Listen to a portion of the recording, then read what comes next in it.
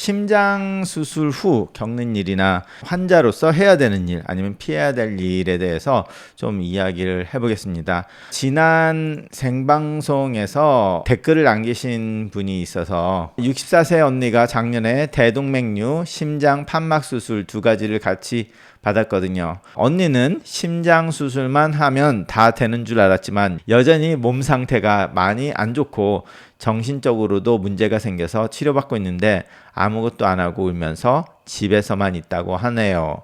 언니도 가족들도 좀 힘든 상황이라 참 마음이 아픕니다.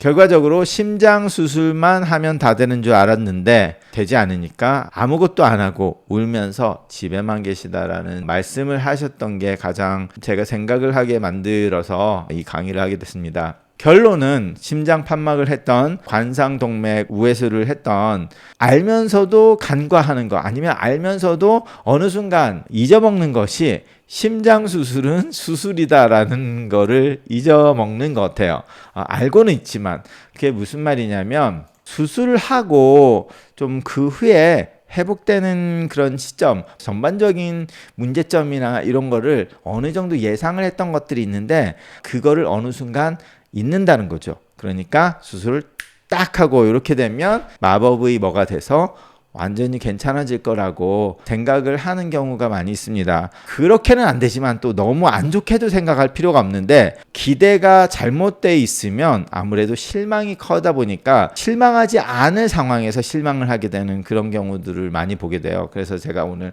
여기에 대해서 좀 말씀을 드리고 싶어서 강의를 합니다. 다음 영상은 좀 자극적이기 때문에 보시고 싶지 않으시다면 한 30초만 보시지 마세요.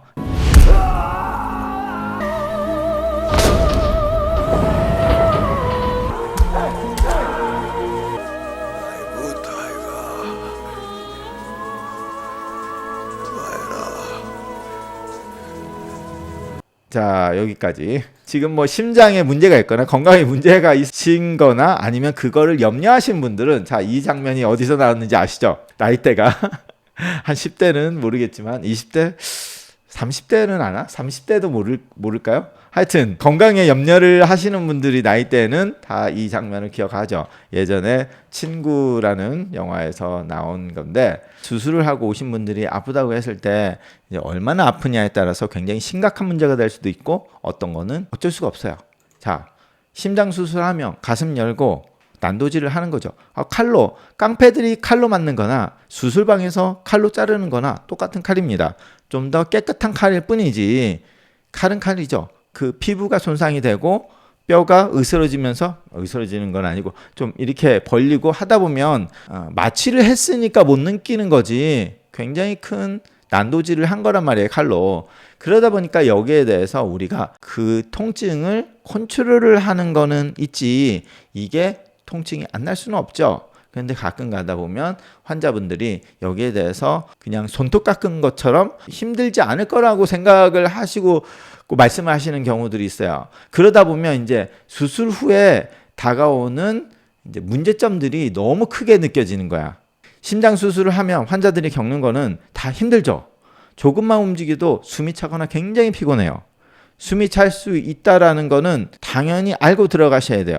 물론 그거를 수술을 하기 전에 이렇게 생길 건데 이제 그렇다고 수술을 안 할 수는 없잖아요. 수술이기 때문에 숨도 찰 수 있고 근데 너무 숨이 차다 보면 잘못됐는지 확인을 해봐야 되고 아니면 수술 후에 감염이 있는지 폐렴이 왔는지 확인을 해야 되는 작업은 있지만 그런 문제가 없어도 숨이 찰 수 있죠. 왜냐면 그쪽에 가슴을 칼로 난도질을 해놨으니까. 그리고 수술을 하기 전과 수술을 하고 후에도 굉장히 많은 시간 누워있게 됩니다. 특히 60대 넘으신 분들이 누워있으면 한 3, 4일만 있으면 근육이 다 풀려요. 가슴 수술을 안 했어도 어떤 문제로 인해서 병원에 입원을 하셔가지고 일주일 정도 넘어가게 되면 그런 분들이 근육이 다 풀리기 때문에 그 근육을 다시 만드는 데까지 굉장히 많은 시간이 걸립니다. 일주일 정도 누워있다 보면 거의 60세 넘어가신 분은 한 달 정도로 고생을 해야 돼요.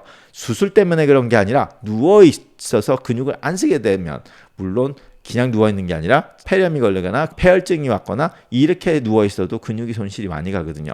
그런데 거기다가 심장이 안 좋아서 수술을 하셨다.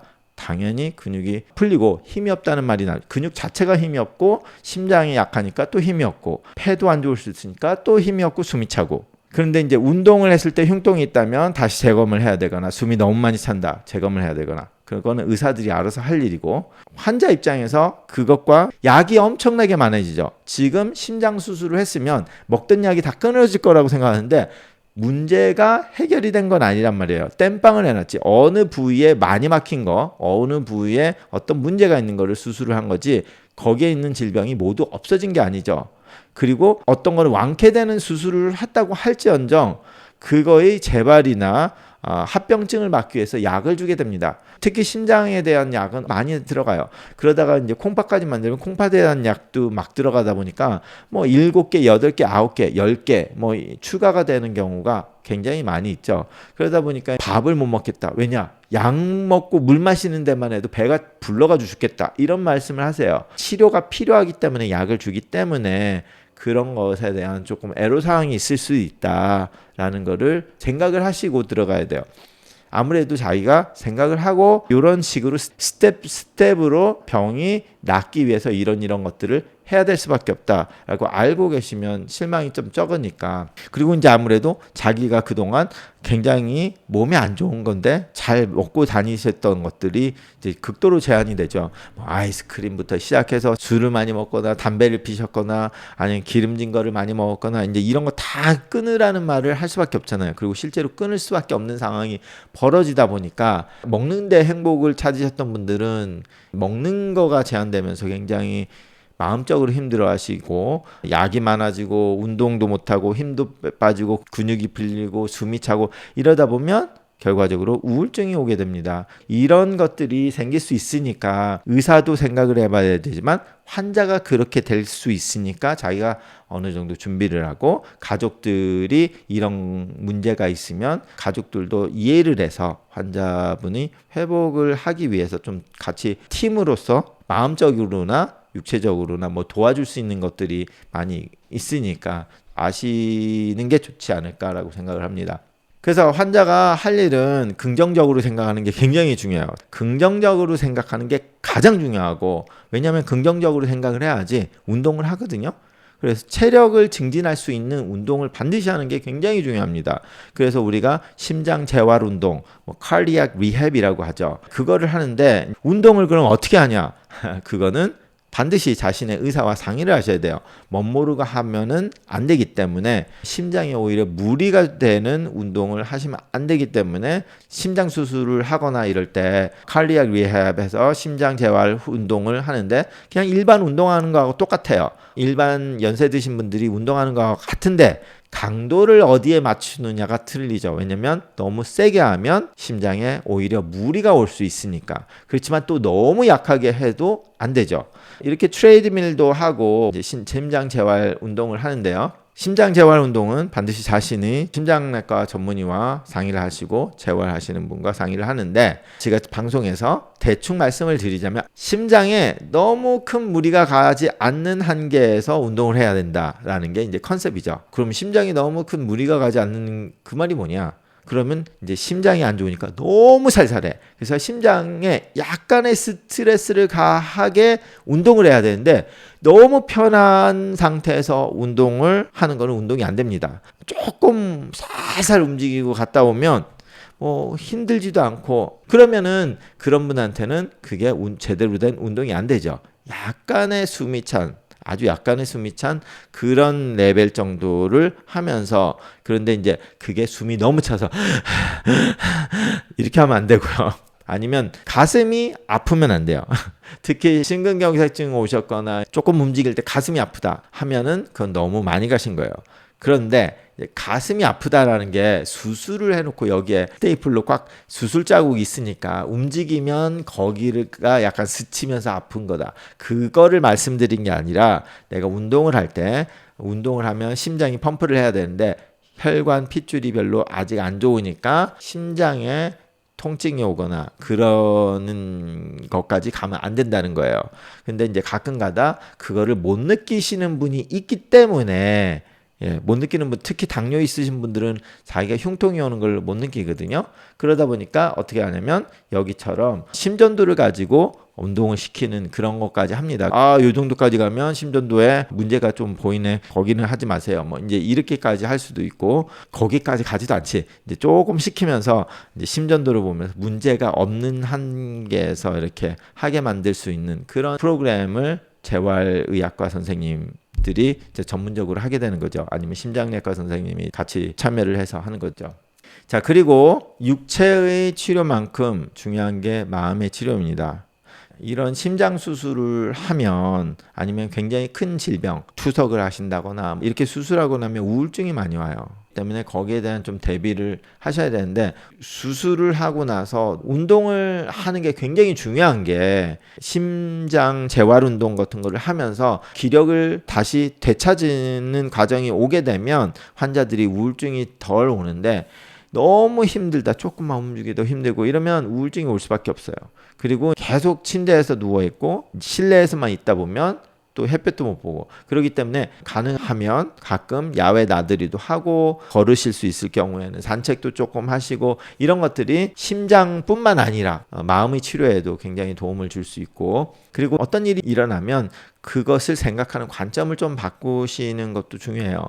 그 관점을 바꾼다는 게 쉽지가 않아요. 제가 이렇게 웃으면서 강의를 하면 많은 분들이 이렇게 제 얼굴을 보고 그래도 웃고 긍정적으로 말해주니까 굉장히 마음에 도움이 된다라고 하시는 분이 좀 많은데, 어떤 분들은 그거를 가지고 뭐 환자를 가지고 조롱을 하냐, 싸가지가 없다, 의사 XX가 그런 식으로 환자를 실없이 웃으면서 대하냐, 이렇게 생각하시는 분은 솔직히 그 생각의 관점을 제가 고쳐드릴 수는 없는데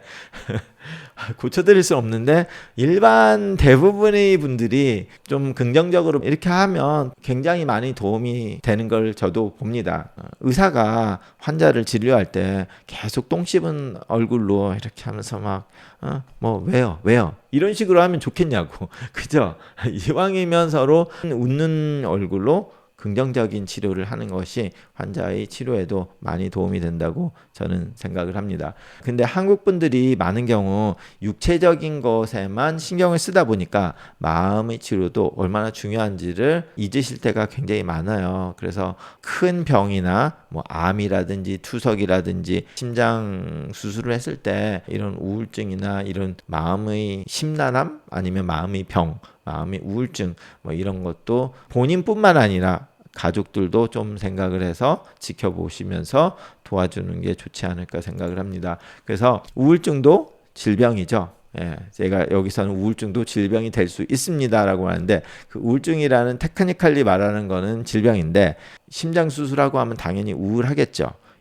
근데 그게 너무 심하면 이제 우리가 우울증이라고 부르는 거고, 그런 식으로 너무 심해서 자신이 핸들하기 힘들다면 반드시 주치의나 정신건강의학과를 방문하셔서 상담을 받아보시고 우울증 약 같은 것도 드셔보는 게 굉장히 좋다고 생각합니다. 많은 분들이 우울증 약에 대해서, 아니면 약에 대해서 별로 좋지 않은 생각을 많이 하시고 계시는 거 알아요. 그런데 특히 정신과 약에 대해서는 사람들이 굉장히 안 좋은 생각을 합니다. 내가 미쳤냐? 미친 사람도 아닌데 내가 우울증 약을 왜 먹어? 이렇게 대놓고 말씀하시는 분이 있을 정도로. 자, 그런데 사람이, 제가 예전에도 방송을 했지만, 육체가 힘들면 마음도 힘들게 됩니다. 그리고 내가 어두운 데서 이렇게 하고 하루 종일 있으면 우울해져요.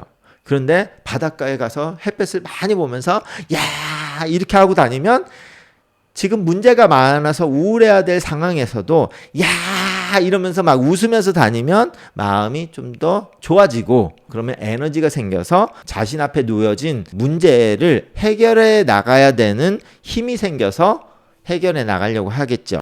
근데 우울증이 있으면 그 문제가 너무 크게 마음에 다와왔기 때문에 그 문제를 해결하려고 하지 않는 경우가 있습니다. 그게 이제 사업이 됐든 심장에 수술을 한 후에 재활이 됐든, 그냥 우울하면 재활하는 거 싫어하거든요. 운동하려고 안 하니까. 자, 그런데 우울증 약이라는 거는 특히 SSRI 계열의 약이 가장 흔히 쓰이고 효과적으로 쓰이는데요. 세로토닌 리압테이크 이니비터인데 내 몸에서 세로토닌이 나오잖아요. 즐거운 일을 하거나 햇볕을 많이 보고 바깥에서 재밌는 거를 하면 세로토닌이 나오잖아요. 근데 그 약이 내 세로토닌을 만들게 해주는 게 아니라 내 몸에서 어느 정도 세로토닌이 나오는데 그게 대사가 돼서 아니면 재흡수가 돼서 내가 필요한 곳에서 없어지거든요. 내 몸에서 있는 세로토닌을 만들어주는 약이 아니라 내 몸에 벌써 들어와 있는 세로토닌이 오랫동안 내 몸에 남아있게 만들어주는 약이에요. 그 재흡수를 방해하는 거거든요. 그러다 보니까 세로토닌이 많이 나온 게 아니라 똑같이 나왔는데 없어지지 않으니까 많이 나온 것처럼 일을 하는 게 이제 SSRI 계열의 약들입니다. 그러니까 뭐 이상한 물질이 내 몸에 들어왔다고 생각하시는 게 아니라 내 몸에 벌써 만들어지고 있는 게 오랫동안 가게 만들어주는 거거든요. 그리고 그 세로토닌이 햇볕을 받으면 즐거운 일이 있으면 나오는 그 물질이에요. 내 몸에서 만드는 물질을 오랫동안 지속되게 만들어주는 거예요. 이상한 물질을 만드는 게 아니라. 거기에 대해서 환자들이 잘 이해를 못 하시니까 이 약을 먹고 뭐 이상한 게 내 몸에 들어와서 나를 미친 여자처럼 아니 미친 남자처럼 헤헤거리면서 웃게 만든다라고 솔직히 생각하시는 분들이 꽤 있더라고요. 그게 아니에요. 그냥 햇빛을 볼 때 즐거운 것처럼 약간 그 정도 어두운 데서 하루 종일 침울하게 있거나 바깥에 바닷가에서 막 즐겁게 놀았을 때 나오는 약간 행복감, 그 정도의 차이라고 생각을 하시면 돼요.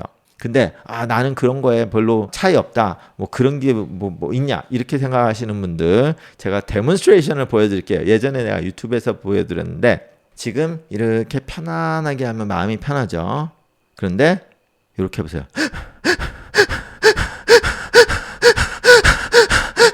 자, 이거 10초만 하면 가슴이 부근두근두근 뜨면서 긴장감이 막 돌아요. 자, 그것은 내가 아무리 긴장하지 않으려고 해도 내가 육체적으로 그렇게 하면 긴장이 됩니다. 그런 것처럼 굉장히 어두운 데서 침울하게 계속 하루 종일 누워 있으면 우울하게 돼요. 사람이 육체적으로 그렇기 때문에.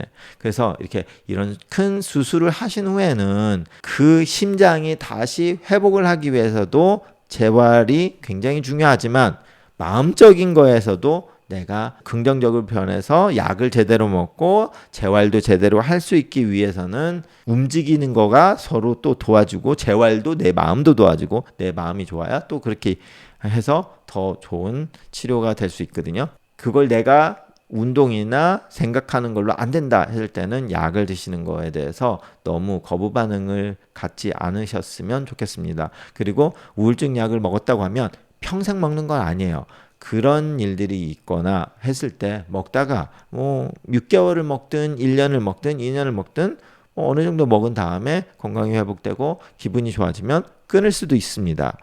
예, 계속 한 번 먹었다고 계속 먹는 게 아니에요. 많은 분들이 또 그렇게 생각하시더라고요.